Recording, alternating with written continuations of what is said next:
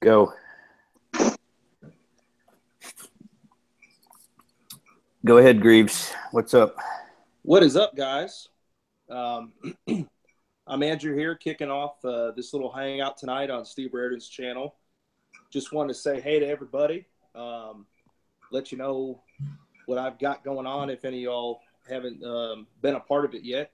I run a little group on Facebook, HVAC Vehicle Layouts, and it's just a place where we share all of our layout ideas and storage solutions in our vehicles, tips, tricks, all kinds of things like that. It's been a hell of a ride. It's been really successful. We're coming up on 5,000 people in the group. And just every day there's a whole slew of just van porn for everybody. For those of you who are into the organization, some people are the opposite. Some people, you always have about 10% of the comments, you got an organized van, you must not be working. That's cool. That's one way to look at it. So, and that's totally fine. They're welcome in the group too. But anyway, be sure to check that out. Join the group. All you have to do is answer a question. Just says, are you involved in mechanical trades? That's really about it. So make sure to check that out. HVAC comedy page as well. So videos get posted when they can. It was a whole bunch of them in the beginning because I had a lot of ideas on deck, and I kind of pumped them all out, and kind of premature blew my well, I'm going to rephrase that. But I kind of went out on all my ideas a little quickly, and so I'm just recharging and making sure that I put out quality content. I'm not going to keep putting out videos for the sake of being consistent, since for me at least, this isn't any kind of business or venture for me. It's just having some fun. So go ahead and like the page if you guys want to follow along with that as well. And now that they've gotten the least important of the group here out of the way, I'd like to let Tersh talk about his very successful podcast right now, which I get a huge kick out of, and I think a lot of people are as well. What's up, Tersh? What's up, man? Appreciate that introduction. If you don't know me, my name's Tersh Blissett, and I host the Service Business Mastery podcast. It's focused on managers and owners and service technicians who are interested in the business side of things. And so Steven was on there not too long ago, and we talked about him starting out his new company, and that's been a good time. Let me see here. The beauty of live video. Right. We're getting all kinds of crazy sounds.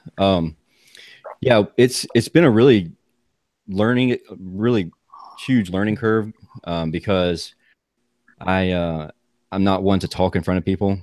I'm typically an extreme introvert, and so it's been really weird to hear people from all over the world reaching out to me saying they appreciated something or had some other kind of feedback, not necessarily the positive kind. No, it's only whenever Brian was on the podcast though. So no, I'm kidding. But yeah, we actually have a lot of it's crazy what's coming up on the podcast. I can't divulge everything, but it's probably going to blow some minds on some things. I'm going way out of my comfort zone, and I'm going. I can't really say much more than that, but it just stay. If you subscribe to the podcast, I mean, if you don't, then do subscribe. Absolutely. And also, we have a group on Facebook, so Service Business Mastery podcast group, and we'll keep it updated and everything. So cool. Very cool to finally see you on camera, Tersh. How much ink you got on your arm? It goes all the way up. All the way up. Show off them guns. It's all car parts. You see that? It's a gear Nice. shifter. But I have a couple cars. Well, I have 12 cars, but it's when you have a car hobby, you can't afford a drug hobby. So That's pretty awesome. Great House is here. Chris Greathouse. He's an old school live streamer from, I don't know, a year ago probably was the last time he was on. What's been going on with you, Greathouse? Busy. That's why I haven't been around. So just trying to, business is super busy and not really wanting to hire anybody else because the skilled labor market areas suck. So trying to maintain do what we can with people we got, which involves a lot more time than what I wish it did. But hey, you got to do what you got to do. Very cool. What's your body count now for employees? Are you still where you were about a year ago, or? No, actually, we've downsized a little bit. I've got one 2-man install crew, myself, and technician / installer. So I try to keep him running service majority of the time, but whenever he doesn't have anything to do, he helps the install crew, so that way everybody's getting hours. Awesome. I'm slowly stepping away from carrying tools, but I can't do it completely. So, I try to give him as much as I can, but at the same time, there's certain things that I probably never will just turn loose to people. I have to do it. So, but maybe someday. Tersh, did you ever get to see when Great House was posting? no, I didn't. No. I would definitely go check out his channel. Yeah, definitely. He did some pretty cool stuff with the sheet metal shop and all that sort of thing. Oh, nice. And talked about business. I think they'd actually be a pretty good matchmake there for a mastery interview. Yeah, absolutely. Sort of spoil the potential for that to happen, as a surprise. But I think that relationship could be beneficial because, Chris, how long have you been on your own now? Officially, it was June 26th, 2006. What? Sorry about that. That was actually a home warranty calling. Somebody's probably got an emergency breakdown. So was it 2016 or 15? Somebody's going to jail. Yeah.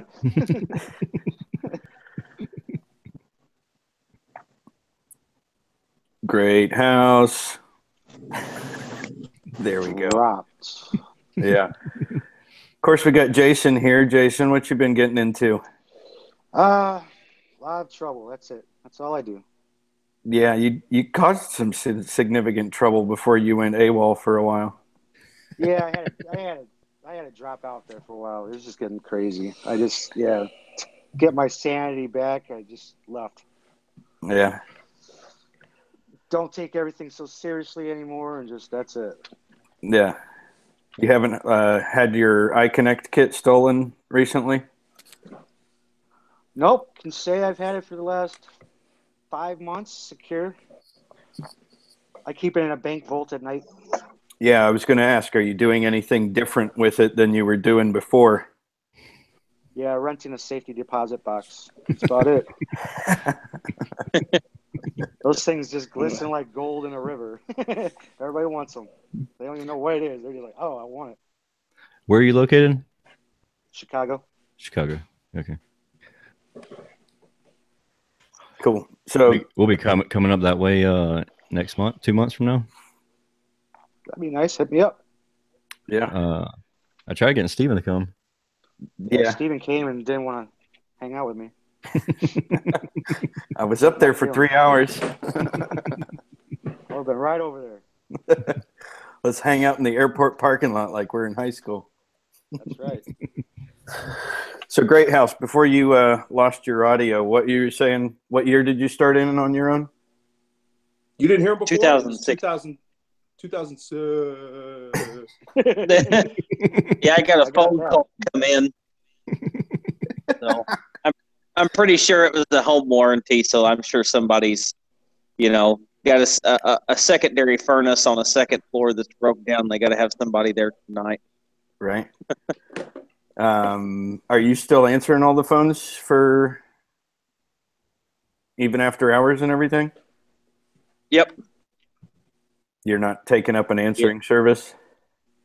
No, I get woke up in the middle of the night. You have an answering service, Stephen? No, I have an online portal. Well, if somebody doesn't know about your online portal, right? Yeah. take their own calls. At this point, I definitely am. I haven't made enough money to spend money on anything. I'm in a pretty big black hole for. Well, is it a red hole when it's you're talking about the budget? I'm definitely not in the black, the wife says. Don't worry, you won't be for quite some time. Right. So. Yeah. I was very blessed. I've got a couple of really good people that have believed in me financially, and so I was able to pick up the truck and buy a few fancy things to help me get started, like thermal cameras and blower doors and duct testers and all that sort of thing, and not be under a bank trying to call the debt before I'm ready or able. So I've got a no payments with accrued interest for 12 months. So it'll be one of those, interest only loans when it comes time to start paying it back. Yeah. But it's coming. It's been, not necessarily famine, but I've been working on getting customers the old-fashioned way, as far as not preying on previous employers. I wasn't going to say anything. Yeah, you started laughing. I wasn't going to say anything either. Uh-oh. But, most everybody that is probably watching of the 87 viewers at the moment knows that I spent some time with Tersh on his podcast, and he had said some things in a podcast before we talked that had my spine start tightening up and a cold chill run down it, because I had a massive list of customers, massive in my mind, and I was going to that's massive for starting out. Direct mail them. And I figured direct mail, generally speaking, from what I've heard, is kind of a waste of money. But if you have specific customers that have seen your face and you send them, information, I felt like it would be a good way to, possibly get a few service calls come in. And that list is going to, collect dust in the corner. And I'm going to get new customers and see how that goes. And it's working. Everything that you guys have seen on videos that you've watched over the past month or two, not all of it's new customers, but I haven't poached anything. So are you trying to go just primarily residential, or I know you're into the building science stuff. Are you trying to go commercial with that, or? I'm not against it. Yeah.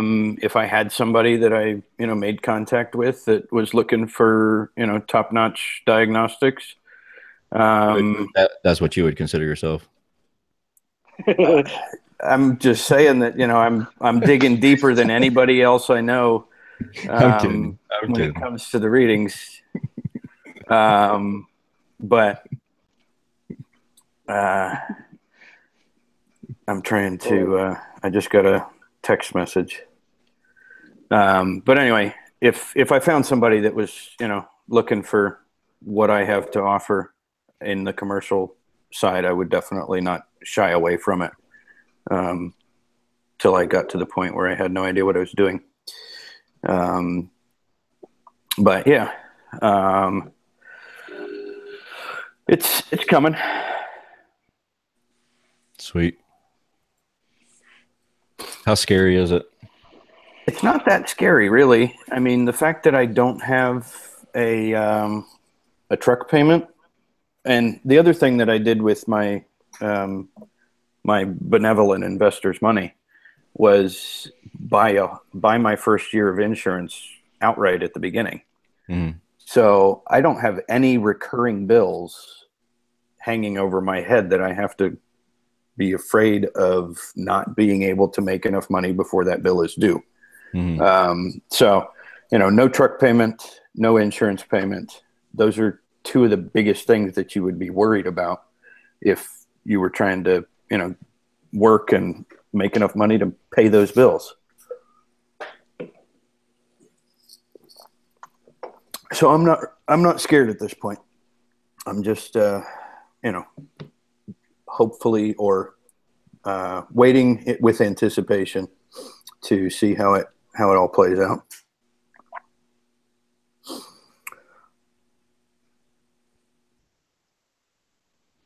There was somebody else wanted to get in on this, and I'm trying to coordinate that.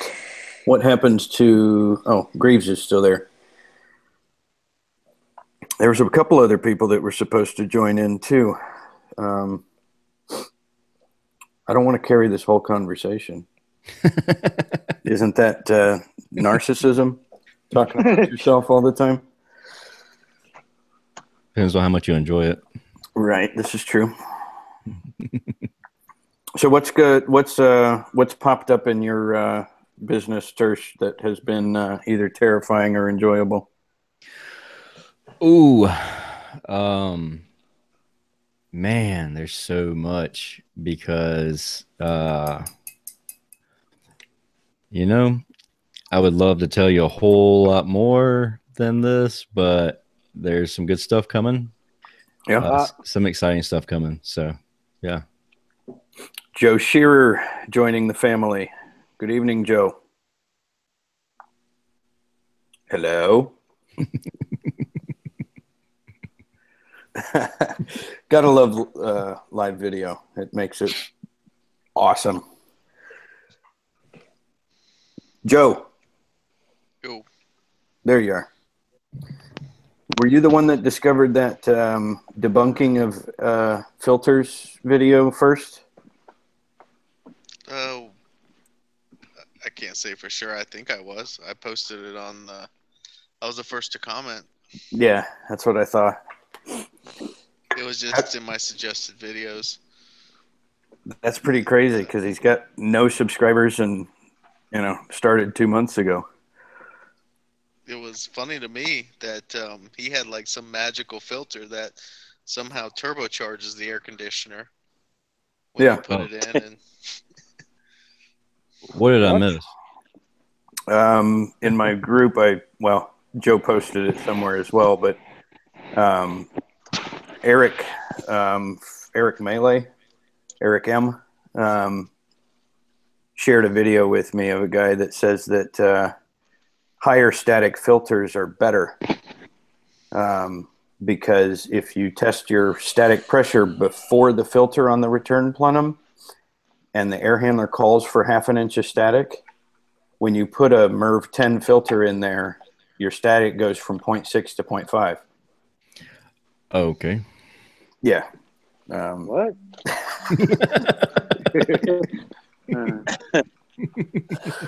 Anyway, we had a good time watching that one, and the commentary will continue. I won't go much more than say that it's in my group, and if you guys want to hit the link, I think it was also on Shop Talk. Is that where Joe put it? yeah. I'm not sure if it's out yet, but Zach asked me to kindly plug the Shop Talk podcast that just went live tonight. This video will live in infamy beyond this live stream. So realistically, if you wanted to go watch or listen to that podcast tonight and then come back and watch this later, I wouldn't be terribly hurt by losing 15 or 20 or 80 viewers to go watch the or listen to the podcast. What's it on? What's the topic? The Bosch podcast is in its final episode, which I ate up the first couple like candy. What do you think about that? I really thought that was an amazing option or offering from a manufacturer to be willing to give you a condenser and give it a 10-year warranty as long as you put it on an air handler with a TXV. That's like against everything that every other manufacturer says. Well, why not an EEV? The way I understand it is that they're just trying to get the compressor is going to ramp to maintain a 47-degree evaporator, and an EEV 37. We can set it, right? 47. A dip switch. Okay, that wasn't explained in the podcasts that I'd heard. So, but an EEV in and of itself is controlling its own superheat. Yeah. So they're looking for something that's simply looking for pipe temperature on the return section. Has anybody that? Sorry, I didn't mean to cut you No, off. go ahead. Has anybody else in this group installed any of them? I don't think either of the 6 that are here have. I did put my eyes on one in the Ari Michael Supply House. And one thing that I didn't hear on the podcast was that they only have 2 tonnages. Correct. A 3-ton and a 5-ton. And for the 5-ton, you simply flip a dip switch and it drops its capacity to 4 tons. And then on the 3-ton, you flip that same dip switch and it drops capacity to 2 tons. Really? So that is the only condenser in the world that I'm aware of that you can have a 3-ton condenser on a 2-ton evaporator. We installed about 15 of them this year. Oh, yeah? Yeah. The ream inverters that I put in, there's only 2 compressors across the line. So Right. it's probably just programming that makes the difference. So I guess you could just flip a switch if they wanted to do that. Yeah. But Is it a Digi scroll? it's a Copeland. Digi? No. Just a Copeland variable speed. Okay. Does Bosch have an AHRI match for every single air handler? Apparently. Not that I'm aware of. What's that, Great House? Not that I'm aware of, because the reason I say that, some of the people that we do work for in one of the electrical co-op require an AHRI certificate in order to get a rebate. We weren't able to use the Bosch in some application because we could not get a certificate. We've got Oakwood in the house. Yeah, it's been a while. It's been like 18 months or 2 years or something since you've been on, bud. Yeah. Some of us work for a living. Oh. Ouch. Some of us don't have to work as much. Oh, you don't know me very well then, do you? Oh, I know you're a lazy one. I'm like, it's like Office Space. I get about 15 minutes of work done in an entire week. Yeah. For those of you that don't know or haven't met Oakwood here, he's got about 16 different pseudonyms on the internet. We're really not sure if he's in witness protection and wearing a mask or not. But he came to my attention probably almost 3 years ago now, because he had posted a video on his YouTube channel, which I think is currently called Joy of Piping. No, that's it's still under Oakwood. Okay. There's two different channels. Well, he's got two channels. He's got the Joy of Piping, and then he's got Oakwood. And what was the name of that video? Was that Extra Celestial? Oh, yeah. So, yeah, that is the other channel. So I heard this song after I had seen a couple of videos, and I called him up or messaged him, and I said, hey, man, I really like this Extra Celestial song. Can I use it in my videos? And he's like, sure. How are you going to get the audio? I was like, I'll just download it from YouTube. But he was my outro musician for quite a while. And one of my most boring videos ever had that music in it the whole time. Which one's that? The cleaning your coil won't make any difference or something like that. Cleaning your air conditioner won't help, I think it might have been. It's like a 11-minute video, and all I'm doing is cleaning a coil with music in the background. It's terrible.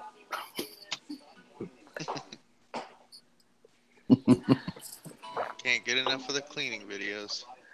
Oh my goodness, Joe, you remember the days when that was like what everyone was doing. Yeah. Absolutely crazy. You haven't posted anything since your customer shot that one video of you guys, have you? Maybe some short ones. I've got some shorts. Yeah, just I don't know. I kind of feel like I haven't had the motivation to like film a repair, so I'll usually just do some shots after I've done an install or something. But I kind of feel like by now you've seen what they look like, so right.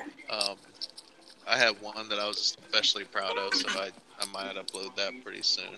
Yeah, David. Yeah. The guitar is annoying me. It's too bad. I need to do something with my hands. Eat something. Already had 2 dinners. Oh, I think Joe's probably the only person I've ever seen put in a zone system that has like 1/10 of an inch of static with both zones open, and when you close one zone, it doesn't change anything. He's definitely got a knack for duct design and bypass missing zone systems that don't run an inch of static all over. Yeah, I'm about to do one the week after Thanksgiving. We're going to start. It's going to be my first time doing it with the inverter Rude 3-stage, so that'll be even better. Nice. It'll be a 4-ton unit that goes all the way down to 800 CFM Yeah. and low. So. Well, that goes against everything that Bosch says about their air handler and their inverter. Yeah, it wouldn't work so. I had a question. Speaking of zoning, has anybody ever tried to zone a mini split? How would you? You'd have to do something other than connected controls. Toggle switch, is that? Something. I mean, they've got all kinds of stuff in there, and I guess what you do to zone mini splits is you put 2 heads in and have 2 separate duct systems. But yeah, I had a really good time up at the Fujitsu VRF training course, and just amazing to see what they're doing with their, I think it's almost 3,300 feet of refrigerant pipe maximum, which is insane. Almost a mile. Wow. That's 5,000 a mile, Joe, but you're pretty close. 5,280. There you go. Hey, we're splitting hairs at that point. Right. Of course, that's with their full VR2 condenser system with the, what's it called, heat recovery. I keep calling it reheat, but yeah, heat recovery with the VR2 maybe the V2, you can run like 3,000 feet of liquid line, which is nuts. Yeah, Mitsubishi doesn't even come close to that because I just took that training class a few weeks ago. They got me all excited. Could you imagine how much refrigerant you would lose and stuff? Oh my gosh. What was interesting is they actually intentionally, they've got a what they call a subcool heat exchanger that they intentionally drive subcooling either way up or way down, whichever way you want to think about it. But they drive that line temperature like to 35 degrees of subcooling so that they can keep it from flashing before it gets to the end of the pipe.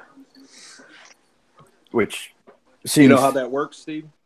Not entirely. Anybody that's smarter than me, go for it. Most of I know York Hitachi has a subcooler as well, and a lot of the York air-cooled chillers have a similar technology. But you basically got a heat exchanger on your liquid line, and your liquid enters it. Some of it is diverted to an expansion valve, and it flashes some of that to a vapor, and then it's piped back as a counterflow to the other. You give up a little bit of subcooled liquid to sacrifice and flash off, runs back counter in the heat exchanger to further pull heat, and then that just routes back to the suction line, goes back in the compressor. So yeah, I couldn't have described it, but I sat through the class and heard it said once. It's funny though, because the class literally goes through the installation manual, and a lot of classes, that's all they do. They simply tell you how it should be done rather than forcing you to read the book. And RTFM, who posted that picture recently somewhere? I saw it in one of the groups just tonight. Read the freaking manual. The training class really did nothing more than go through the manual. Of course, a lot of people are better learners when they hear it and see it than they would ever be trying to read, English on a piece of paper. Of course, English translated from Japanese is always a challenge. But that was the class, and it was beneficial because you got to hear it and see it. But, a guy that reads books well and, comprehends things by reading could easily master using the or installing that system just by reading the manual. There'd be no major issues there. Isn't that most manufacturers, though, training? Yeah. Yeah, I'm not picking on Fujitsu independently. I'm saying everybody. No, that's a good way to learn. But, yeah, it's like Liebert. That's the same way. You get a manual, you go through it. Yeah. Page by page. This is how we want you to do this. Da, da, da, da. Yeah. That's most manufacturers, I think. Yeah. Yeah. Death by PowerPoint. Fly by night. Yeah, exactly. Yeah. One thing that I really liked about the class was the realizing that they have the design simulator service, where they literally lay the system out for you. You tell them what's going on, what your loads and whatnot, and they lay out all the RBUs, the refrigerant branch boxes, all the dividers. They tell you how much pipe you need, what size pipe you need. They even give you your electrical demands and break it down, because you can run, I think it's 11 amps. You can run enough air handlers until you get up to 11 total amps on one 15 amp air handler circuit per their numbers. Now, if electrical code in your area enforces something else, then you've got to, comply with local codes. But as far as let me see. Fujitsu cares, you could run, if they had a quarter of an amp a piece, you could run 12 air handlers on one 15 amp 220, 230, 240, whatever you want to call it, circuit, which is pretty amazing. Most of the manufacturers want a dedicated circuit to each indoor unit. Yeah. I thought it all ran off the outdoor unit. Not with the VRF. Not the line voltage. VRF is going to have a dedicated indoor circuit. To each one? Man, that's like that's kind of a minus in design, you would think. Yeah. A dedicated circuit per air handler would definitely. Now, and then when you talked about, all the manufacturers that have a VRF product have a software that designs your system and basically spits out a roadmap for everything, right? You just have to make sure that you remember that was all generated. Now, depending, like for me, I work with a manufacturer and usually our sales guy is the one that goes out and, evaluates everything. We don't have dedicated estimators. We have sales guys that do that job. So you have to go back after you run your pipe and you have to make adjustments. If you had longer runs than were on that map, you have to go back and have them redo that and make sure it didn't up or downsize your pipe size. You understand what I mean? Yeah. Because it's, with VRF, you have to have it right to the nth degree on length of piping and the size of pipe. If you, I had a job like that, and it was, 600 feet of 1.5" pipe for the suction line. And then when our branches came out inside, we ended up going about 10 feet longer on each branch, and it completely changed what we had to do. Now, we could have ignored that, and the system wouldn't run right if we had done that. We ended up having to, so those are things to keep in mind. And that's why you do those death by PowerPoint, because that's 99% of VRF is on the front end. Yeah. If you do it right on the front end, they'll last for years without any issues. And if they're done wrong, they'll be a nightmare the whole time you have them. Well, one thing they kept talking about was the difference between VRF and unitary. Is there anybody that I'm not aware of that actually offers design service on unitary conventional split or anything like that? I know there's lots of third-party, trainers that offer, like Zach offers load calculations and duct design stuff. But is there any manufacturer that does that in-house to make sure that their piece of equipment doesn't, take a crap? Now you're talking about mini split specifically? No, I'm talking unitary, ducted stuff, your normal Goodmans and your trains and carriers. I've never heard of it on a residential scale. I mean, all your manufacturers have commercial installed. Commercial. Classes. That's not residential. I don't think. Just seems like it would be logical to me. I mean, Fujitsu doesn't even charge for that design service. It's part of the package. And if unitary, I think the issue is that unitary is on a race to the bottom, generally speaking, in my opinion. So, they're not trying to sell a top-end product other than that they're trying to sell as high price as possible and spend as little to build it. And so, they don't want to add any extra costs on their side of the game that is going to drive the product price up because everybody's competing with, low-grade stuff. We'll keep company names out of that one. Easy now. Now, a lot of the VRF manufacturers, York, Hitachi, Daikin, they all do have ducted VRF equipment. So you can get vertical air handlers, stick on top of a furnace. Or, stuff like that and run it out to a VRF outdoor unit. I had mentioned in one of my videos that I don't know if I posted yet because I've shot videos for like 10 days and haven't edited all of them yet. But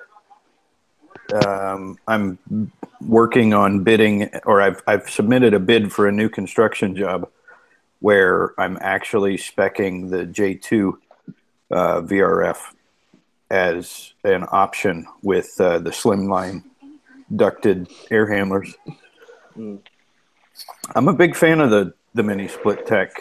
and ducting it rather than wall mounting it. I mean, if you've got room for a duct system in the first place, it makes perfect sense to get the efficiency and the comfort level that a mini split offers as far as noise and all that.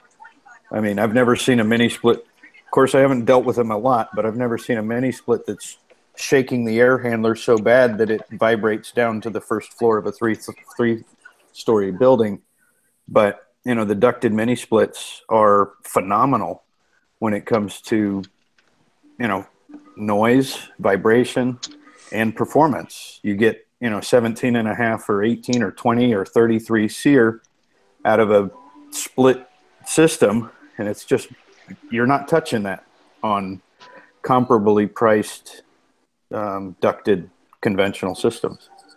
I know mini splits, the wall mounts really suffer in the dehumidification.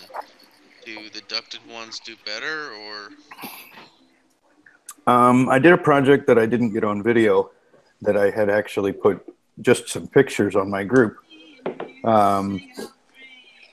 It was dehumidifying like crazy, but I did a slimline 1.5 ton ducted air handler for a second floor. Did the whole duct system and everything, and it was dumping water out of the drain. What's going on, gentlemen? How you doing? Brent Ridley of the Tool Pros podcast. What's up, Brent? What's going on, Tersh? Steven? I'm still waiting on my sticker. Well, send me your address. It's coming. It'll come, brother. It's in the mail. What's up? Who we got? We got Greaves on the end. I see what we got. Great House, Share. Who else? Oh, we got Oakwood, and then who we got? Who else is that? Jason Strom. Yep. All right. Yep. Stromboli. Not too bad. Do I get a prize for naming everybody? Hey, right. It's been too long since we've done one of these, and hopefully the guys in the, you know, watch page are not falling asleep completely. But I just wanted to, you know, get a chance to introduce some of the newcomers like Greaves and Tersh, and bring some of the old school or old gangsters back with Strom and Great House and Shearer, Oakwood, and Ridley. Ridley stayed in the spotlight because of his, you know, big money making podcast. Big money making. I you know how many sponsors I have for my podcast? A one. But I wish it was more. But we have one, and Bacharach is the sponsor, which is fantastic, and I'm super excited to have them on. But I wish I could get more, but they're not as willing as you would imagine. Oh, I know. I thought for sure Billy would bring some of his magic, because that boy can get more people to send him free stuff to review than I've ever seen anybody. Yeah, Billy's worked some magic with some stuff, and you know it's all coming together, thankfully. So you know we're gonna get there. Cool. Sounds like Billy needs a raise. That's it. Yeah, I tried to get him on tonight. He had some other things going on, so I was kind of disappointed to lose that good old Billy Noth. I never realized that was the pronunciation that apparently is proper. Exactly. I'm his co-host of his podcast for like 4 podcasts, and I didn't even know his last name was Noth, you know? And because he's never corrected me about it. And I finally asked him one day, I'm like, Billy, is this how you say it? He's like, yeah, it is, but I normally don't say anything. I'm like, man, tell me, and we'll say it right, you know? It's like Knipex or whatever. Yeah, Knipex. Yeah, it's Knipex. Knipex is the proper pronunciation. There's a guy on start saying knife. Knife. Yep, there was a guy on Instagram. He called the Knipex. He called Germany and he put them on speakerphone, and they told him it was Knipex. Huh. I would have never expected it to be a pronounced K. No, I wouldn't either. Not at all. You guys have y'all been calling him Billy Noth. I've always called it Noth, but I was calling him Biley Noth for the longest time. I was getting the first name.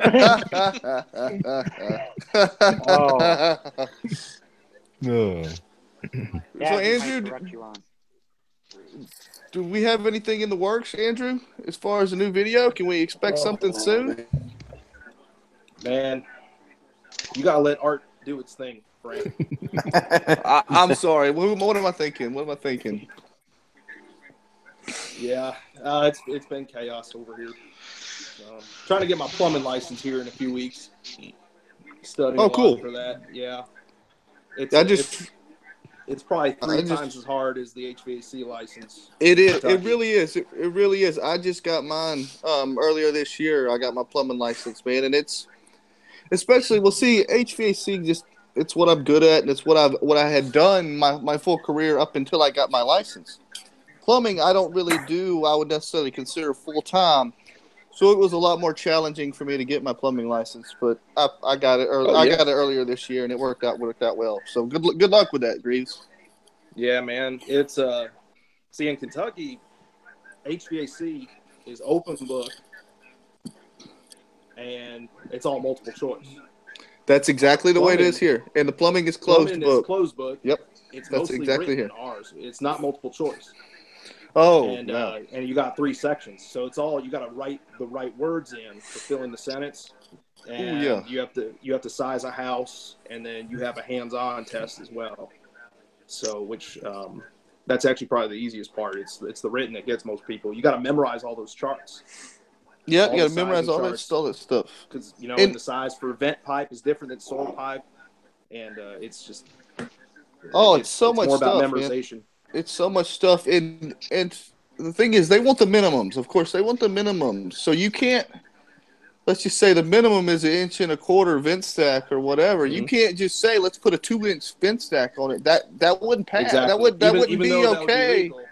That would be legal, and that's just fine to do. But that's not the answer they want on the test, so you couldn't put it there. Right. Hey, Brent. Exactly. Yep.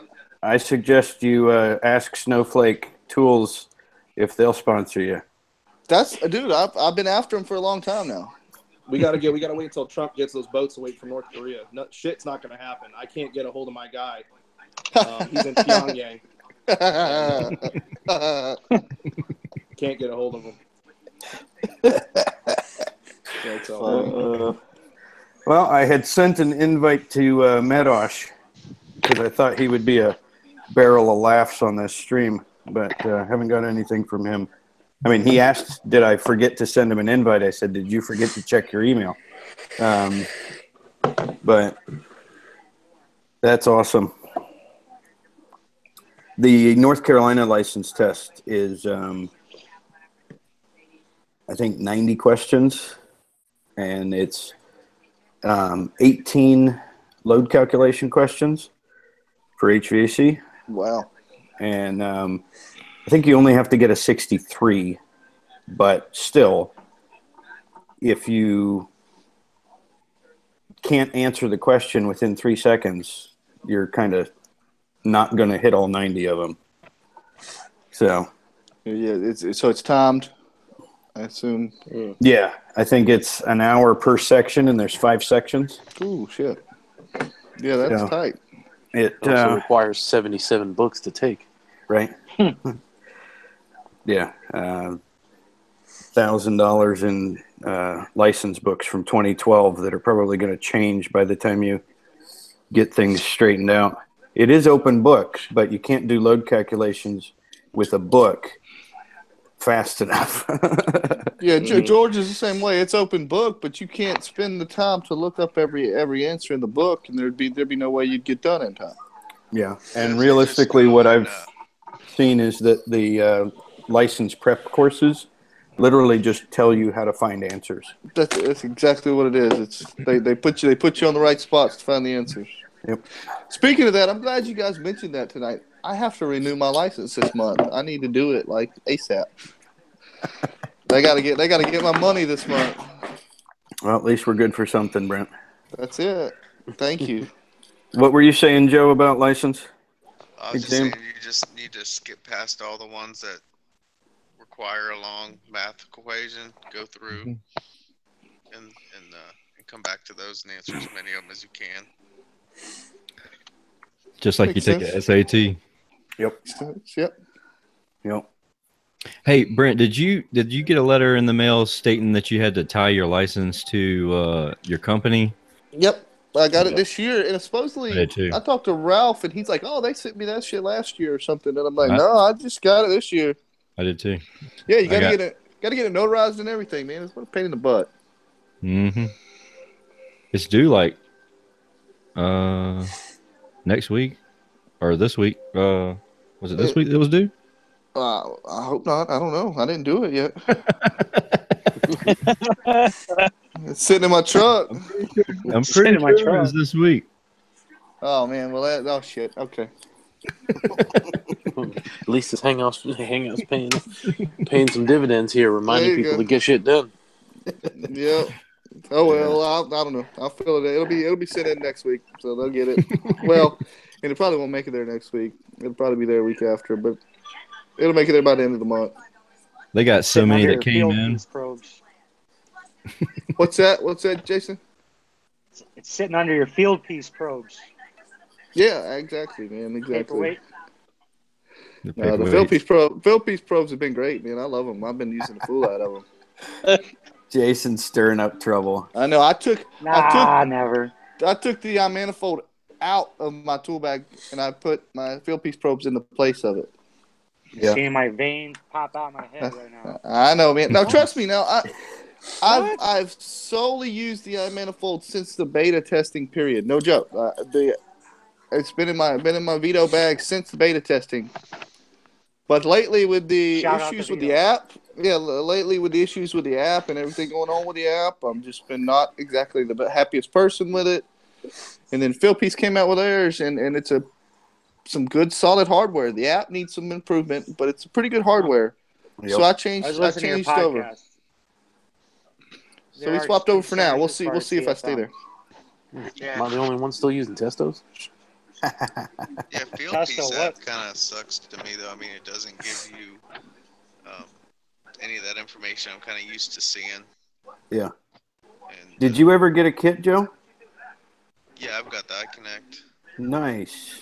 Got the hookup. Very good. Very good. I've got too many tools, honestly. I'm kind of like, I guess I'm a collector. Yeah. You're going to be one of those guys that has every version of the iPhone. I'm kind of like, what do I want to use today? I like to use the Fieldpiece. You know, I've got the STP2 and the Joblink, the little dongle. I kind of got that right before I got the iConnect, and that comes in handy a little bit when you want to have a little thinner, longer, retractable probe. That's the one thing I'm not crazy about is the way the air probes require such a big hole. Right. Yep. On the iConnect, and if you kind of want to really get up hot, like really penetrate up into a register, can't do that as much. And when you're looking at it, it doesn't really give you, like your dehumidification and any air side stuff that you're kind of like. I'm kind of used to seeing all that, Yeah, that was my big complaint. Took Craig, he was on the podcast and we talked about it. We talked about it on air, and then we talked about it more in depth after we were off of recording. That really the Measure Quick is the way they need to go, and he's real proud of Fieldpiece and their app, and I understand, and he doesn't feel like he wants to hand over the keys to the car to somebody else, and I kind of understand where they're coming from with that. But I guarantee you they will sell more product they tie in with MeasureQuick than they will ever sell with their own app. Oh, I told them that. And I told them that was my exact words. And I asked Billy after I got done with it, I said, damn, Billy, was I too harsh with Craig on here? That was the exact same answer they gave me, though, when I called in there. Yeah, we're aware of MeasureQuick, but let me ask you this. Well, why don't you want to use the Joblink app? It's like, well, because it's no janky. Comparison, really.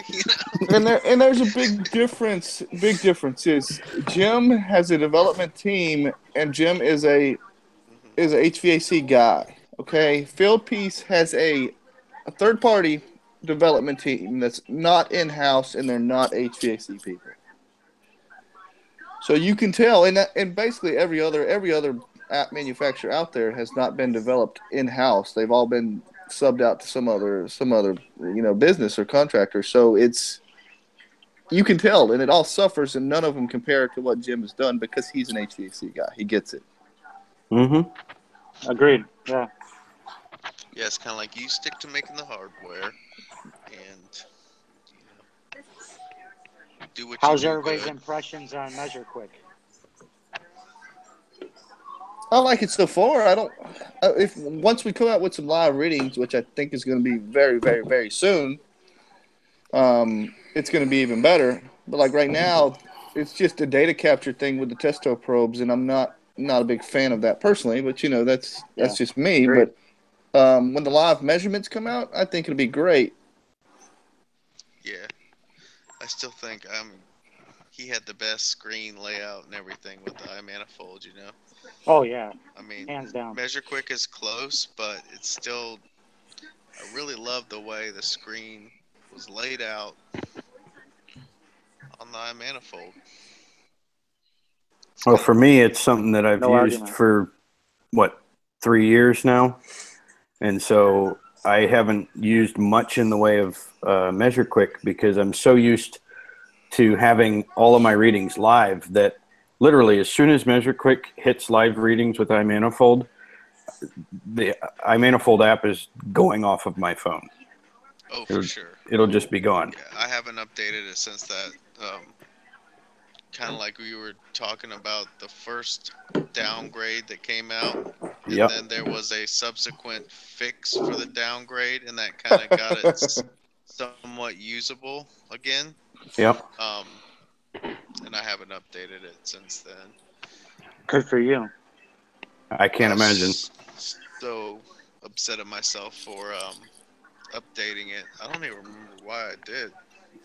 I think you know why it wouldn't work with the probes I had. That's why.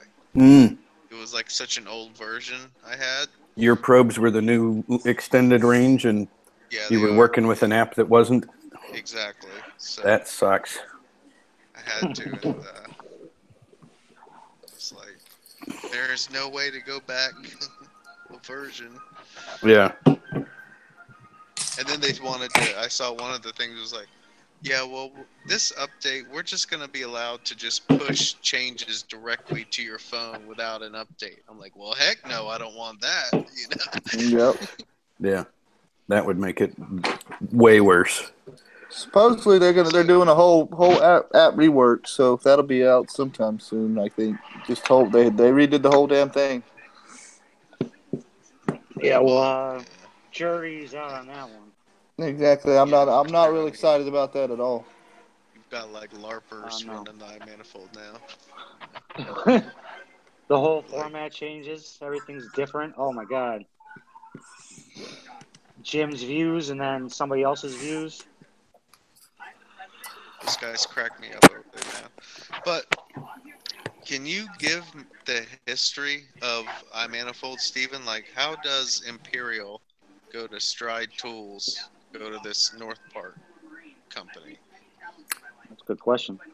Do you know any of that? I don't think that I'm at liberty to share. Okay. There's things that happened, and I'm sure there's public records in all the, business things and all that. But, it started out with Imperial and then went to, basically on the surface, it went from Imperial to iManifold brand, and that was like the reality of it. But there were some things behind the scenes that, may have changed between those two visible changes. But from what I could read, this Northrop guy, all he does is buy up businesses. Like, he doesn't know anything about air conditioning. He's just a businessman. But I couldn't understand that. I've talked to Bill several times. Bill's called me, several times. We've talked on the phone, and I've told him what I thought of, several things of the new app and how it was pretty bad at first. And I told him straight up. I told him and Buck on a conference call one day that it was terrible. And if they didn't fix it pretty soon, they were going to lose all their loyal customers and their followers with it. And obviously they did a little something with it, made it a little better, but I still don't think it's what it was. But so, I don't know. Bill's not a. I don't think he's a terrible guy. No, he's just. I don't know. He's not an HVAC right. guy, so he's not Jim Bergman, and there's never going to be anybody to replace what he brought to the table with that in the iManifold. No, and honestly, by firing Jim Bergman, it almost makes me question his businessman side. It's kind of like it's a dumb move, But there's always more to it. Well, but yeah, we don't know the whole story. We don't know terms. Sure wasn't something he wanted to do, but anyway. You've been quiet, Tersh. What you getting into? This talk is way over my head. You own an HVAC company, and this talk is way over your head. That's really really kind of sad. That's funny. I'm more of a QuickBooks and Excel kind of talk. Dude, I tell you something. Tersh is 10 times the businessman I am. I'm telling you what, dude. Tersh has got them business part down for sure, man. Oh, 10 times all of us. When I don't know about that. Oh. What you got for the podcast coming up, Tersh? Anybody cool? Oh man, I got so much stuff. Yeah, you weren't here earlier. I got something coming down the pipeline that's really cool. Brian's the only one that knows about it, so can't talk about it. Yeah, top secret. But I was supposed to have a podcast. It released the other day, but I screwed up the recording on it, and I don't know. Brian said it's junk. So I have to go back and figure out what I did with it. But I did. Andy Holt. Do y'all know Andy Holt? Outdoor University. Yeah, well, I do because of Fred Kennedy. Yeah, that's right. So I went out to Outdoor University with Andy Holt and interviewed him, and so that's the next podcast that'll be released. Is that one? Very cool. Yep. I got a couple guys that are coming on the podcast that are talking about branding their company and branding themselves. So, and then I have one on a young lady on networking. So how networking will help you grow your business, and as a technician or whatever, how you can be more valuable to the company if you aren't afraid to network. So cool. Very cool. I've really enjoyed your series of podcasts so far. Obviously, they're not necessarily connected, other than they sort of cover the business side of things. Yeah, and that's part of what's going to change. It's going to be it's going to be a lot more connected with starting up a business side of things. So rather than like I've been in business. I'm on my 4th year now. I just had my anniversary. So I have 4 years under my belt. And so basically most of everything we talk about is stuff that I've experienced personally being in business. And then a little bit of, what guests are experiencing or have experienced. So what's going to change a little bit now is kind of exactly what it takes from the get-go. Okay, we're going to start from ground zero and figure out what it takes to start the business up. Oh, very cool. That'll be great. That'll be fantastic. I don't know yet if it's going to be like a series that starts, we have interviews and then we're going to go through and talk about starting up the business and then have another interview with somebody, or if it's just going to be a straight through series on how to start up the business. So that's kind of some of the bugs that need to be worked out. Well, it's the same thing with HVAC school. When he first started, he was just putting anybody on there. I mean, he interviewed me. Me too. So, you gotta start somewhere, gain some interest, and then you can, build structure. Of course, you could build structure from the beginning, But just like starting a business, you start with what you know and what you can do, and you build to bigger and better things, hopefully. Oh, go ahead, Joe. I didn't mean to cut you off. I was just going to maybe start another topic because I've really enjoyed your podcast as well. Oh, sweet. Yeah, definitely. And the one thing I don't know. I don't see the same way you see it about with like Steven wanting to contact some of his old customers. Oh, okay. I was just kind of curious just to, because in my mind, like a customer doesn't belong to anybody. You know, no one's like paid. There's no transaction. There's no contract. There's like, I was just curious why in this industry that perception is out there that, you know, I don't want to steal customers. You know, I was just curious. Well, in the commercial field, there is a contract. We can't touch a customer at all for 2 years. Well, let's say this, Jason. Let's say you're in a commercial thing and you were Steven and you said, hey, this is Steven. I just want to let you know I decided I'm going to start my own company. And, you know, if you like XYZ heating and air, by all means, stay with them. If you liked me, let me do it next time your contract comes up. Exactly. Now, that's totally would be like, I wouldn't see a problem doing that myself.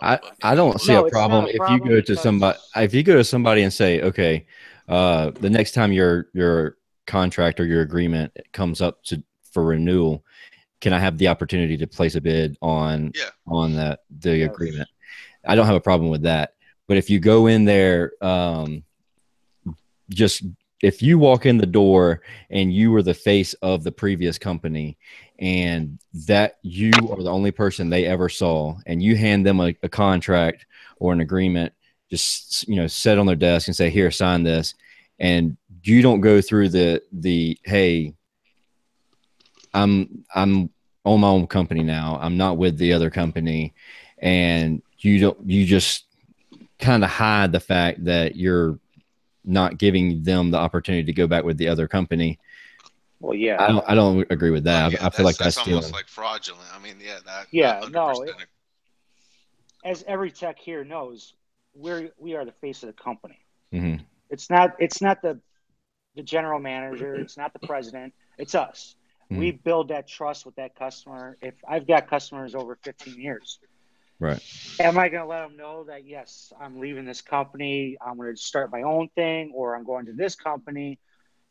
And according to my contract, if they come out and contact me and say, hey, you know what, we dropped the contract with the other company because all we do is trust you, I will service that equipment, you know, and that's going to be, that's how it is, as long as I didn't go out and maliciously. Yeah. And I agree with that 100%. Yeah. And they trust, I got to help them. That's it. I don't have a problem with that at all. The problem that I have is if the technician is allowing the customer to just take, I don't know, it is a gray area. And that's what we, you know, Steve and I talked about whenever we're on the podcast is, there's opportunity for dishonesty for sure, because you are the face of the company, and that customer may not have ever seen me as the owner, or other than if the owner is even the person that goes out and signs the maintenance agreement or the contract or whatever your company calls it. If the business manager hasn't, or call it a restaurant manager hasn't seen you as the owner since they signed the piece of paper, all they've seen is this one technician. And then this technician comes up and says, here's your renewal, or, you know, that's perceived as a renewal. And then the next thing you know, he's calling.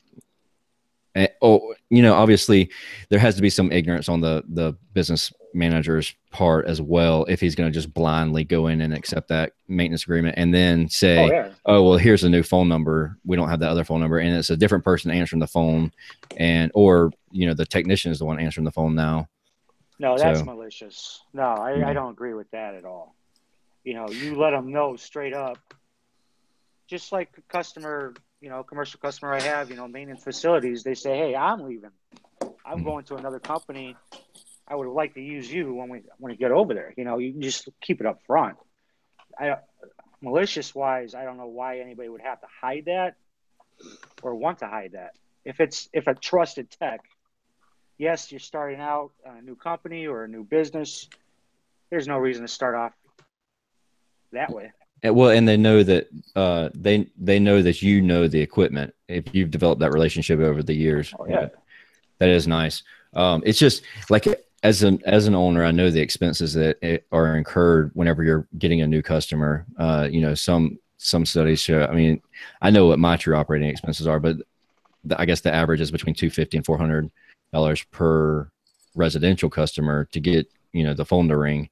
And if a technician goes out there getting paid by the company who has spent the $200 or $400 or whatever they spent to get that phone to ring, and then they say, hey, you know, just send out a postcard because you were the technician that happened to show up at their house, that, you know, 50 cents, 75 cents versus the $400 that the business owner may have paid to get that phone to ring.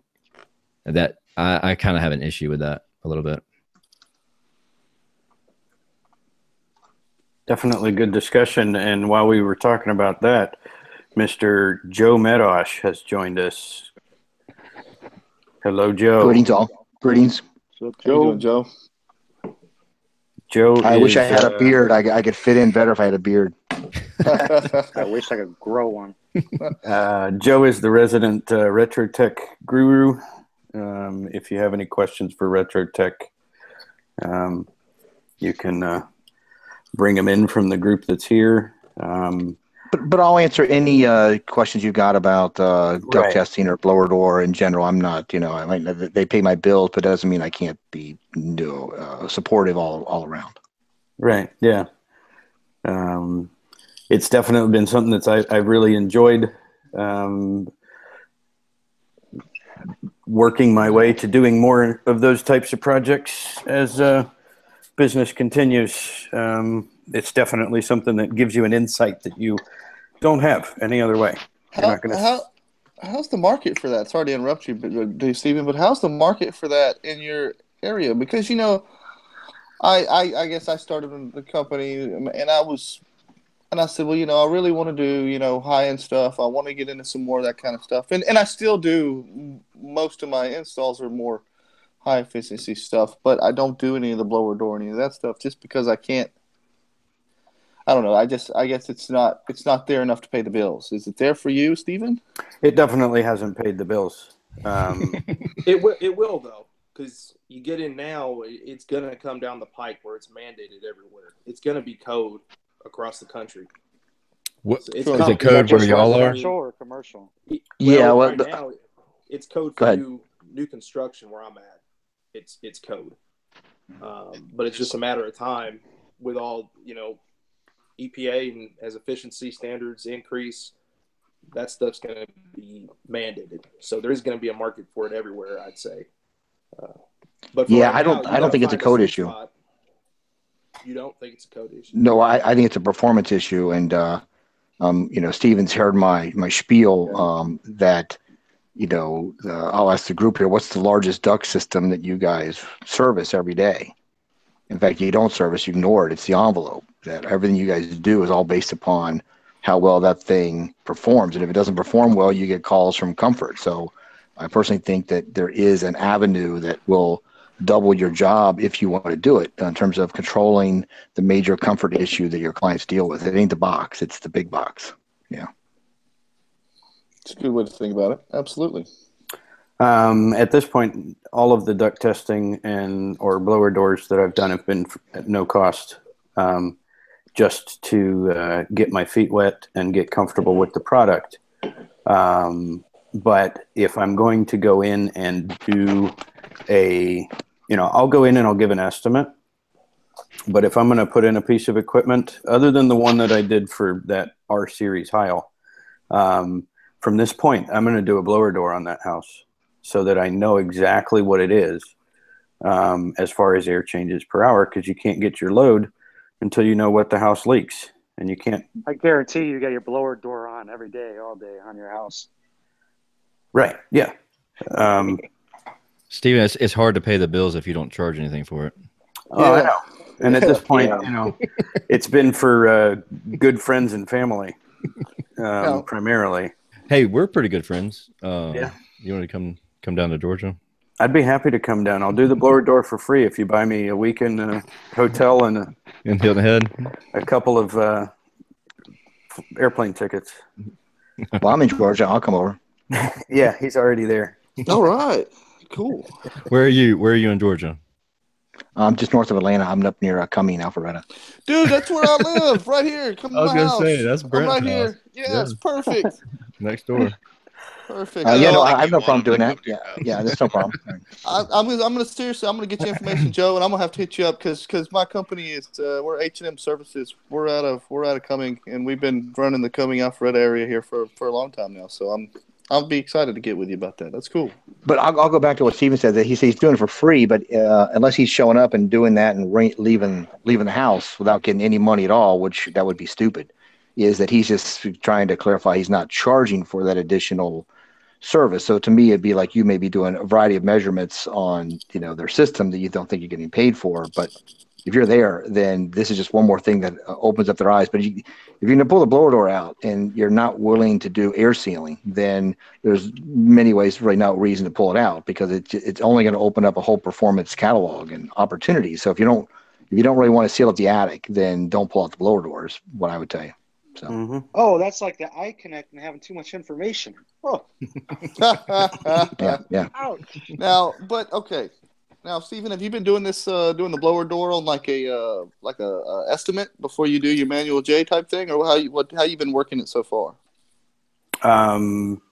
At this point, it has been once they've accepted, or it's dictated for once they've accepted a bid. That's perfect. That's perfect. I'll go in and give an estimate, because that's looking at the house, coming up with or looking at what they have currently.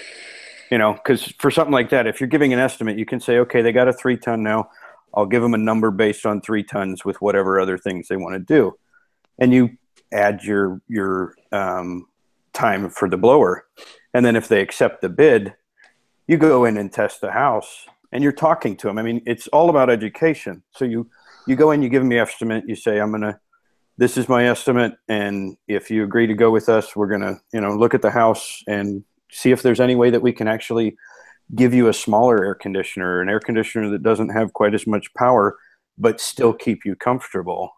And so you educate them on the fact that I can give you a 2-ton system to serve the same house if you fix the house, maybe. I mean, educate them in the process. It's funny you say that, Stephen, because let's just say when I first started on my own, I had the game plan. I said, I'm going to do a manual J load calculation for every estimate I give across the board. Every estimate I give, when I come in your house, I'm doing a load calculation when I give you the estimate.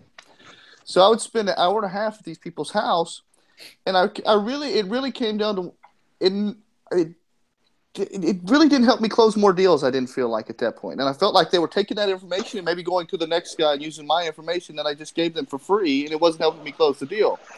So I've been kind of doing what you're talking about, Stephen. What I do is I go to the house and I kind of look. You can look at the house and on a residential side, you can tell whether it's going to take a 1 to 3 ton system or a 3 to a 5 ton system. So I kind of I have a price for small tonnages and I have a price for large tonnages.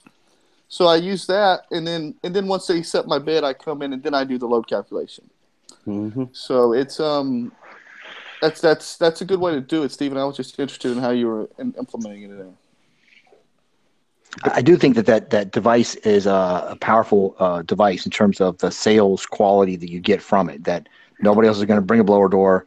You really can set one up and do the whole test in less than 20 minutes and walk them around, and they can feel all the air that's flying out of their receptacles and switches. And if you have air coming out of your ducts without the system being on, that you shake your head as to why do I have air coming out of my ductwork when the system's not on? So all those only lead to them understanding more about their home as a more complicated system than just this box goes on and this air comes out. So I think there's a lot of opportunities that are available, and whatever I can do to help you guys, I'll tune more into this and be there. Sure. It's a little bit kind of like the dog and pony show, I guess. It's kind of like you put up that. I guess it's not really a dog and pony show because you are doing something, but you're putting on that blower door, and the customers are seeing that you're doing that extra step while you're doing that estimate, and they say, "Wow, look what he's doing here." These other guys just came in here with their brochures and sat down at my table and was trying to sell me on something, So I can see that absolutely.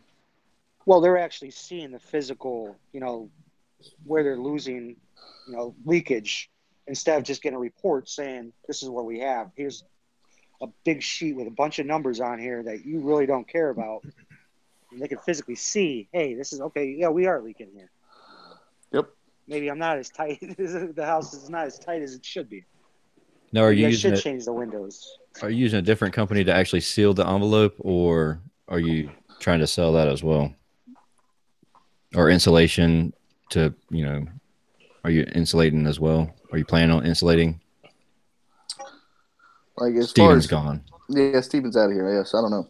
Well, I can answer that for him. I'll speak up for him. So right now he doesn't have that, and I've been trying to get him. Yeah, I'm trying to get him into that wheelhouse. So if you don't want to do the work, there's no reason to do the test. It'd be you guys showing up to do diagnostics. It'd be like, hey, I'm going to call my buddy, and he's going to put the system in for you. So all your money is in the install. It's in the repair. So is there a conflict of interest being the one who measures it and makes the repairs and then measures it again? I don't know, but that's what you guys do every day, don't you? Yeah. I mean, the only way to do it is like spray foam insulation, right? Well, yeah, but you don't have to spray foam the attic. Right. Yeah, for most of the things that you guys are trying to do, if you really want to just make a major improvement and get a big bang, is you move the insulation out of the attic and you seal up all the top plates. That's like the majority of the leakage for an average house, and that's for an average technician. Yeah. Wouldn't a good product to be used is those portable spray foam kits to do that? Yeah, the kit, not the can, but the kit. You're right. They make these little single canister kits that actually are the two-part all together, just like great stuff, but it's in a larger container that you just hang up to the roof. And I got a 5-foot, or actually a 4-foot gun that makes life a little more convenient when I go to an attic. Has anybody spray foam ductwork, closed cell spray foam ductwork? Yeah, I have. I've done it with that kit he's talking about. With that kit? Yeah, you got to do it in layers. You can't do a lot at one time. You got to be like an inch or so, and then add more as it dries. You got to shave your face though. That's the problem. that writes Steven out there right there. I mean, you just need to put Vaseline in it first. Oh. Now, what's the difference between duct seal and if you foam? What's the insulation type difference? It's no better. It's like R6 an inch, I think. Or is that right? I think I was told R7, but I went to up there close to you, up in around Atlanta. I went to a spray foam factory there, and I was looking at doing it as an add-on, but for me, it was more of a time for my guys on a new construction job, if they could just sling the metal ductwork up there and then have an insulator come back and actually spray it, versus sitting there and wrapping all of our, because we do all metal ductwork on our new construction. Instead of my guys being there on site wrapping with insulation, if I can have it up there and have it spray foamed, and so then I know it's sealed also, because that spray foam is going to close up any holes and anything. I just hadn't pulled the trigger on doing that. It looks like hell, you know. AeroSeal. Yeah. If you heard of AeroSeal, Tersh? I have heard of AeroSeal. I know the guys up in Warner Robins, a buddy of mine, Zach. Zach and Matt. They were using it. I don't know if they still are using it. Zach does. Okay, he does still use them. I know that they were using them at one time, but I haven't. And I talked to those guys too at AeroSeal, but I never really pulled the trigger. I'm really just kind of in limbo as far as where to go with that. There's ching on that though. That's $30,000, man. That's $30+ for that. Yeah, well, the spray foam machine I was looking at was like $55,000. Oh yeah, you get a truck. Yeah. Well, it's a trailer, but yeah. Yeah. Yeah, that's pretty cool. That's a big upfront cost, and that's going to be a lot of selling to make it back. Yeah. Well, I was just, like I said, I was just trying to think of time saving on new construction jobs if the guys, because you're doing custom houses, so you're not doing a bunch of flex that you can just, you can have the guys just sling, like if you're doing spec houses and the guys get used to it. And I feel like any kind of custom houses, it winds up taking a week to do a duct job, I feel like, because it's just, it's never the same stuff. And so if the guys could just put the metal up there and then come back and just spray foam it, I feel like it'd be a lot faster. And labor, we all know labor is what kills our profits. Yeah, there's guys that do that down in southern Georgia, but they were doing most of the spray in the shop and then just finishing off the connections when they went to the attic. But if you can do that, then you should be looking at doing the whole attic. Because now you've actually taken over the two parts of the job with the same material. Yeah, in Hilton Head, you have to do that if it's under the house. Or under the house, yeah, it has to be closed cell spray foam, and so they'll do it in the shop and then come back. Could you imagine how heavy the ductwork would be though if it was spray foamed and you're trying to carry it around and mount it up? Good God, dude! That thing. But another thing about that though is how many times have you gone to a house and seen like luggage around the air handler and then seen a supply plenum or a supply, run just crushed? And, that doesn't happen whenever you have that closed cell spray foam wrapped around it. I stood on on that closed cell spray foam 5 minutes after it was sprayed. It held me just fine. Mm-hmm.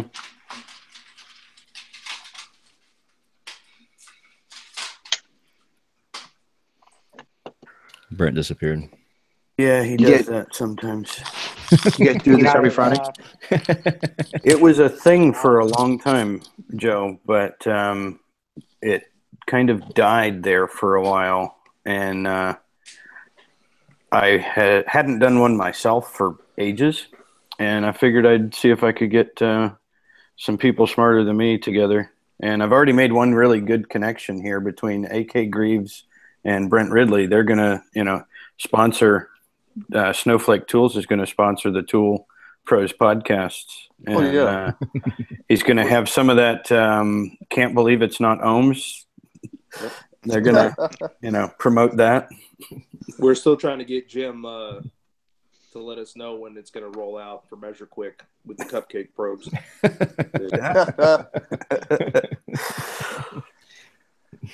I heard Jim has some big announcement coming up. Yeah, I keep checking Facebook. He said this weekend, so I suspect maybe tomorrow or Sunday. No, spoiler! It's the cupcake probes. I figured that's what it was. Okay. It's got to be something pretty damn cool because Jim sent me a text message at 2 a.m. last night about this shit. What? You too? He was chatting with a bunch of people. Yeah, right. Video's coming out today or tomorrow. Yeah. So it's got to be something pretty dang cool. I'm excited. So excited he got worn out. He can't even do it tonight. Oh, here it is. He just put it on there. Here's the demo that everyone's been waiting to see. The Measure Quick iManifold integration. Hey, can you guys can somebody post the link? Oh, it's just Facebook? I got to sign into freaking Facebook to see it. Here we are, and sign in. Oh, he's excited. Listen to him. 6 minutes ago. Yeah. There we go.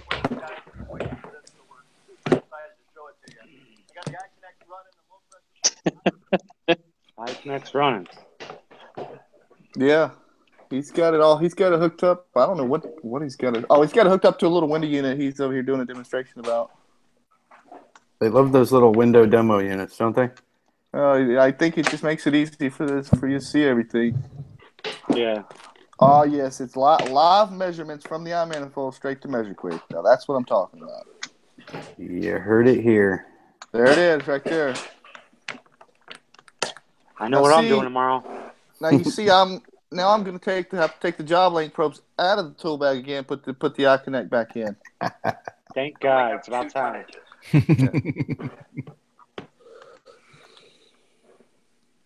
Very cool. I'm excited about this. Not seeing it in my news feed, which is ticking me off. There it is. It's on the Measure. I guess I'm Measure Quick. Pulling too much bandwidth or something.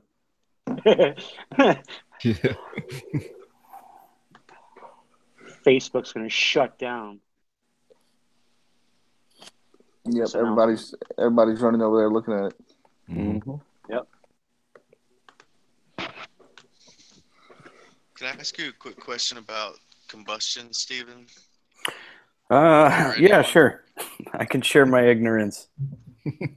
Is it? Yeah, me too. I feel you. Is it pretty common that when the furnace is running pretty, like a new furnace, to be running at 0 ppm CO, or is that something you hardly ever see?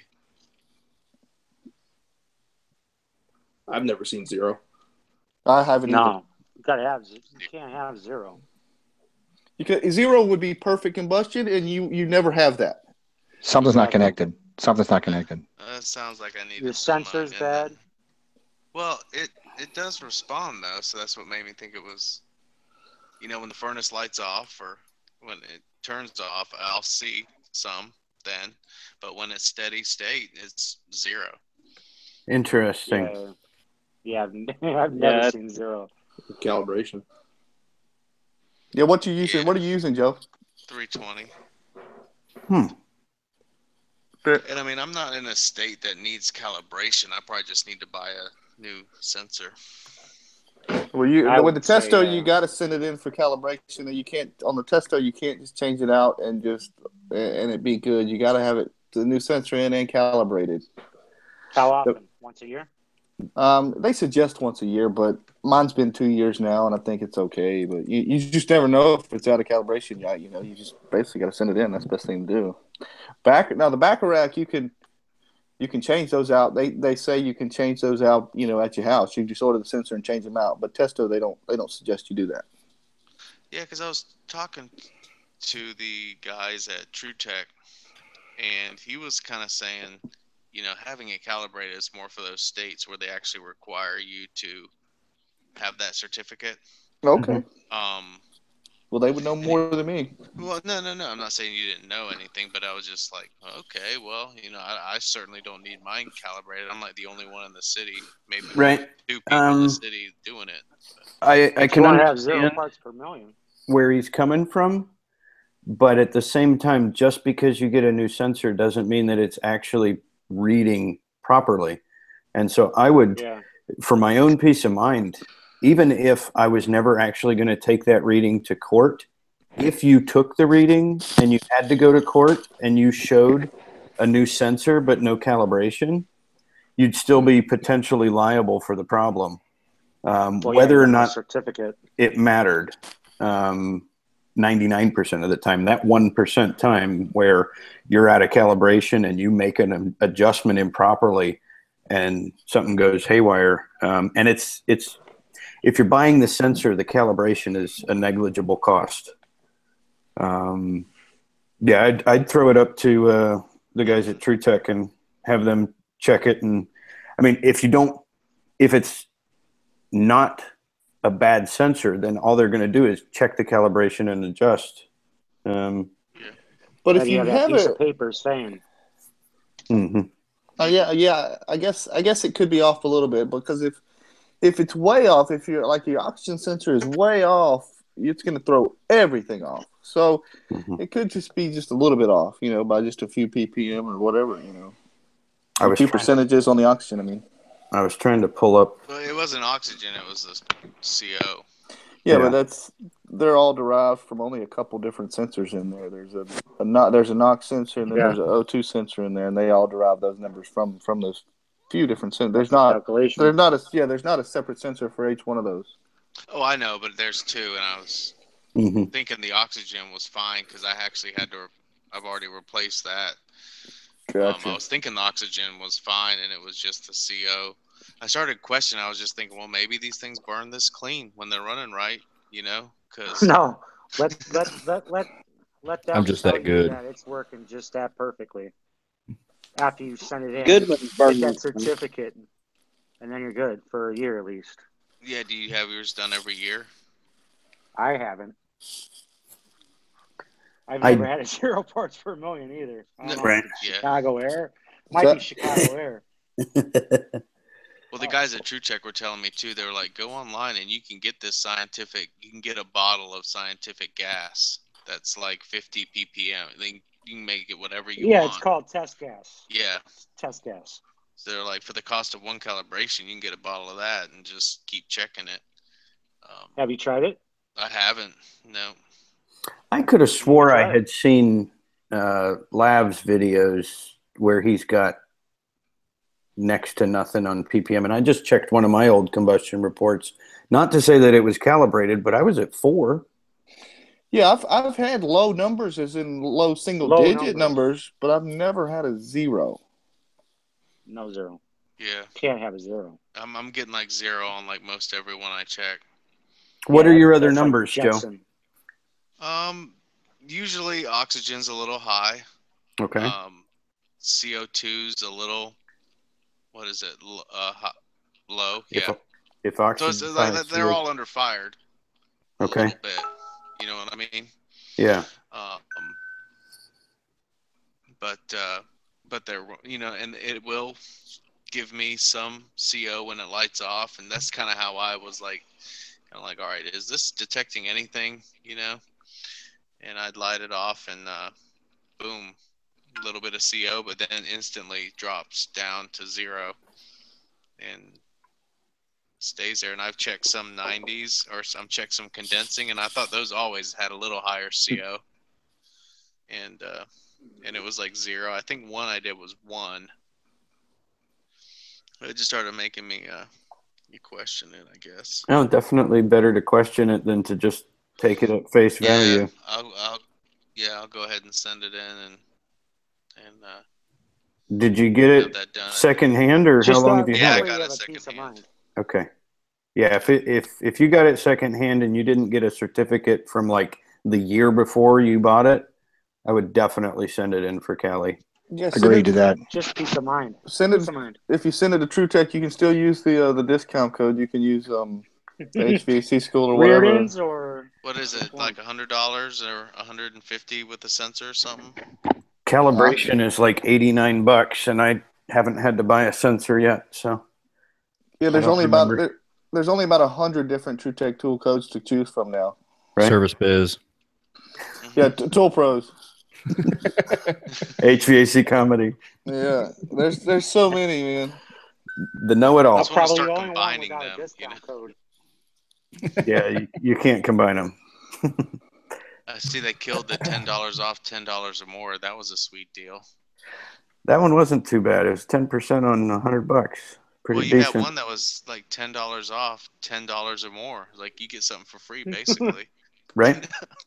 They changed it. It's now $10 off of $40 or more. When it lights up, it makes sense. So you still get 10% on $100, but you got to spend $40 before you get your $10. Does he still have the Milwaukee tool?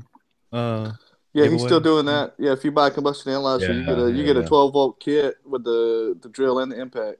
Mm-hmm. Man, I love those things. I mean, I'm not out in the field all the time, but I wished I needed another combustion analyzer so I could, get some more free stuff. Well, like if you buy 12-volt Milwaukee for is my heated hoodie. 12 volts. Who uses 12 volts anymore? Just taking, if you do service, just taking when I'm panels hanging off pictures of on the wall. Right. Yeah, I might use 12 volts for a hammer. Use it for a hammer. Yeah, power hammer. You say that, Jason, but the 12 volts really not. It's really a pretty strong tool for 12 volts, man. And especially for us doing service work, you're just taking screws out of panels and stuff. You're not trying to make with the impact holes and all. 20-volt DeWalt impact. Let's go. We're gonna take those panels off one way or another in 2.2 seconds. And you strip the holes out. Yep. Strip the holes out. I'll go down and take lug nuts off.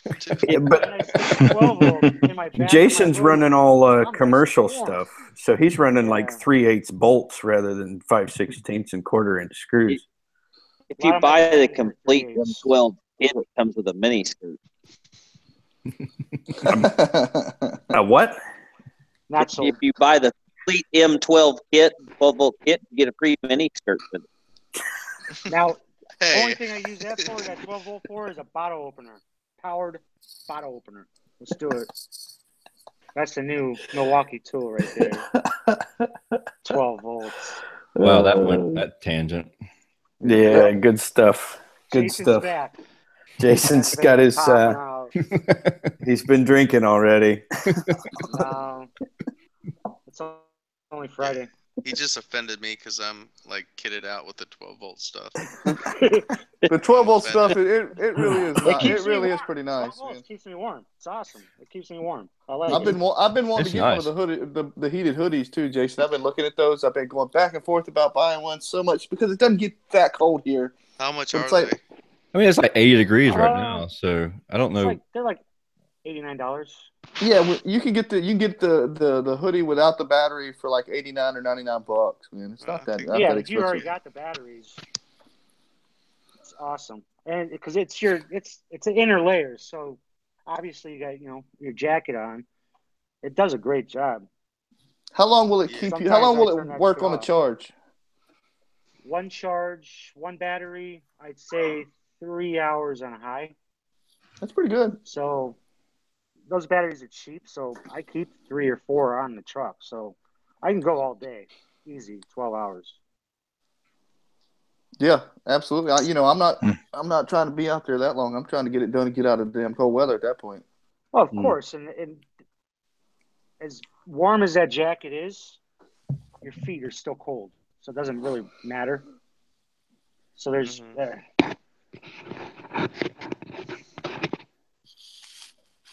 reading comments, sorry.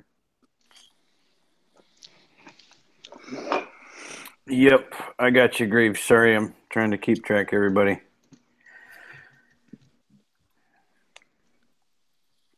Milwaukee socks. That's what we need. Battery-powered 12-volt socks. There you go. Yeah, up there in Chicago on a rooftop, I'd have a feeling you get frostbite on your toes pretty quick. Very quick, especially since we have to wear a steel toe. Mm-hmm. Oh. Ooh. Ouch.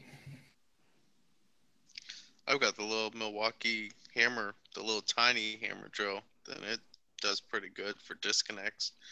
I wouldn't do anything real. What is it, 2-volt?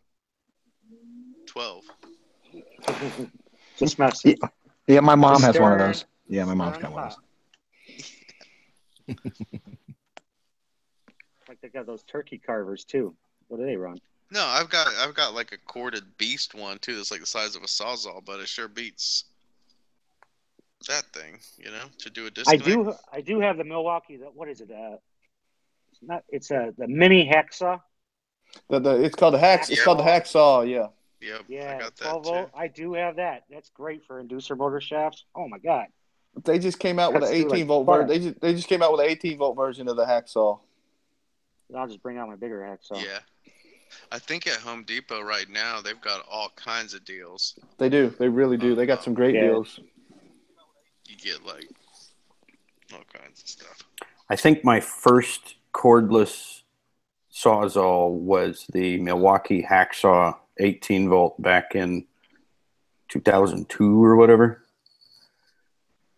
You're talking a big battery. The one that broke in half or That's folded. The sawzall.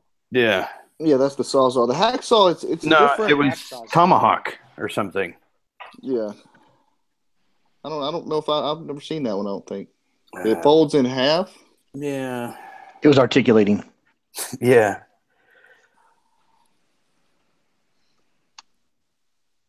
What the hell just happened there? Yeah, I got the ratchet too, the Milwaukee ratchet. That thing's awesome for doing belts. I've been thinking about the ratchet. You like it? Oh yeah. I mean, it comes in handy, like, belts and just automotive stuff, which I tinker with sometimes. It's awesome for that, but I'll grab Close it. quarters too. Yeah. Yep. Just throw it in there. Loosen all your bolts. Run the adjuster out. Especially if you're like replacing a belt and you don't like to stretch them over the sheaves, pulleys. I don't like doing that. Yeah, if you don't like doing that, this thing's awesome because you just run the motor in, run it out, boom, done. I like it. I guess I'll have to look into that one. They just came out with new ones too that you would probably want. The fuel. Yep. They just came out with those. 12 volt too? Yeah, 12 volt. That only means I'll run 8 hours with my heated hoodie. Yeah. Well, the good news is just buy one with the battery on special. And then you get another battery too. Do any of you guys do commercial, or are you guys all residential? Jason's a special breed of commercial technician. Special breed. Not in a good way. No. Nice little filler there. Nah, Jason is primarily commercial. I'm trying to put a link to the Tomahawk in the comment stream, Brent. To the Tomahawk. And I just screwed up the link because I didn't put a space. So it's going in again. All right. Hopefully it works. But yeah, it's... I'm clicking. Okay. Wow, that thing looks terrible. It folds. It's got the huge battery on it. You know, yeah, I could see where you're talking about how it folds at the elbow there, and oh my gosh. Yeah, it was really quick when I first bought it. Until that's back in the day. You know, cordless tools have gone so far from what they used to be. You know, it used to be you get a couple hours out of a drill. You know, on an 18 volt, and that was great. You know, now we got dang lawn equipment you can run off of dang, you know, some of this battery powered stuff, which is great. You know, it's just come such a long way, and it's just exciting to think about how much further it's going to go here in the next few years. You know. Yeah, with battery technology doing what it's doing and software doing what it's doing, and my hair's going all over the place, I guess it's about time I go to bed. But yeah, you put software and battery technology as it evolves together, and I mean, the Mr. 45 from Fieldpiece, the recovery machine, is a great example of, you know, applied technology to a concept that everybody's been doing forever. And it's a heck of a pump or recovery machine. Yeah, brushless motor, and then just wait till the vacuum pump comes out. It's going to be awesome. Yeah, I was drooling over your podcast episode on that one. It's going to be nice. Hey, let me keep me posted when you guys do this again. I'll chime back in. Although I'm going to leave, I don't have a life, but I feel as though the longer I hang out with you guys, I definitely realize I don't have a life. But I wanted to plug my webinar I'm doing on Tuesday about commercial duct testing. So I just threw that in the chat. Awesome. And wait a minute, it says, doesn't like that. So I'll try to see. It doesn't look like it went. Hang on. Is it can you do links in here? No. If it's under 200 characters, it should take. Yeah, it didn't. I'll try it again. Did that work? You're sending it to the group. You're not putting it on chat on the video. What's the difference? You guys are so complicated. I'm on my phone here, so. Yeah. We'll see what we can do here. Give me a second. Thanks. Yeah. If you want to email me the link. We'll see what we can do here. Somebody's got some brutal echo going on. I think it's Medosch. No, I got a headset. No, maybe it's. I think it's Jason. Maybe. Yeah, Jason's got two windows open. Yeah, Somebody's got that's it. 2 windows. What? Oh, okay. Sorry. I think it's Jason. Maybe. Yeah, just shut it down. Shut her down. Oh, good Lord. Tersh had to take his headset off. Yeah, it sounded like a circus for a second there. Man, you can't have me talking. Can't have me talking on too many channels all at the same time. People go crazy. But yeah, Joe, if you send me an email, I'll post it. Share it to the Facebook and stuff. No, and Joe, so you work for Retro? No, I do not. I am blessed with the fact that I do not work for them, but they pay me a lot of money to talk about them. So, okay. Yeah.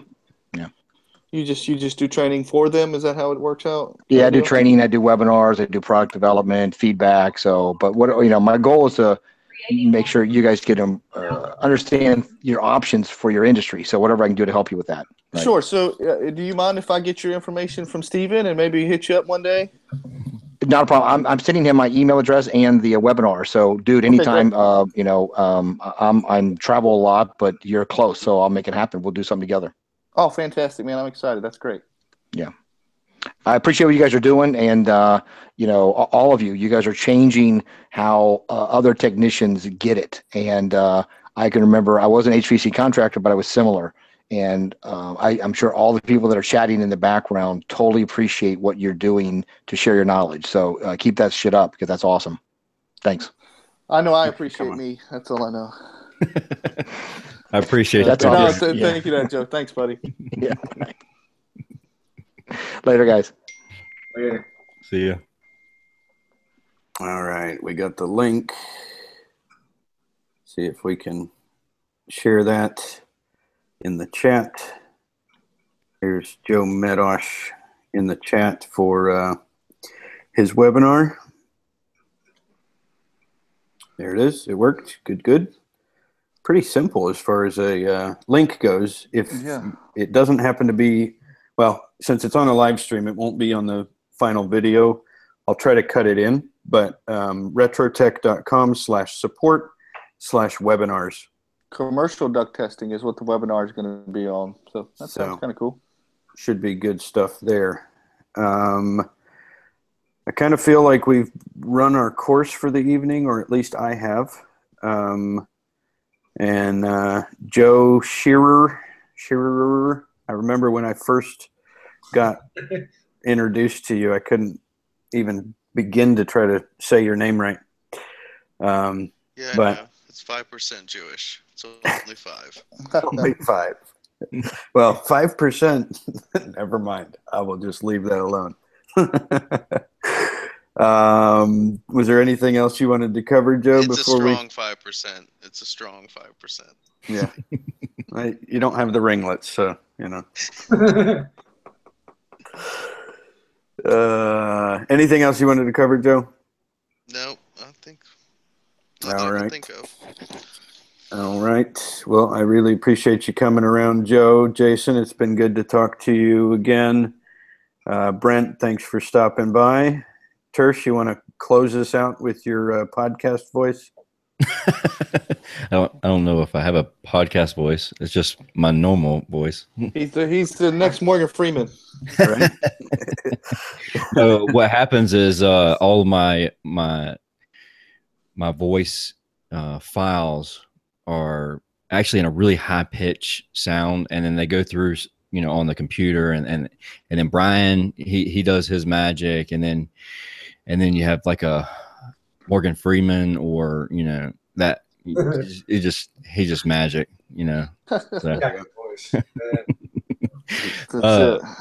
No, I appreciate the invite, and had a good time, and you look like you're about to fall asleep, so we gotta cut this off. So. I recognize your microphone, I think. Oh yeah. Yeah. You didn't put the fuzzy on it, but yeah. I actually have. See. Yeah, it was all stuffed in the bag. That's a podcast on the go right there in that bag. Yeah. All righty, guys. Thanks for watching. Like, subscribe, comment, and share. And don't forget, you can use Tool Pros, HVAC School, Shop Talk, all those coupon codes. Service Biz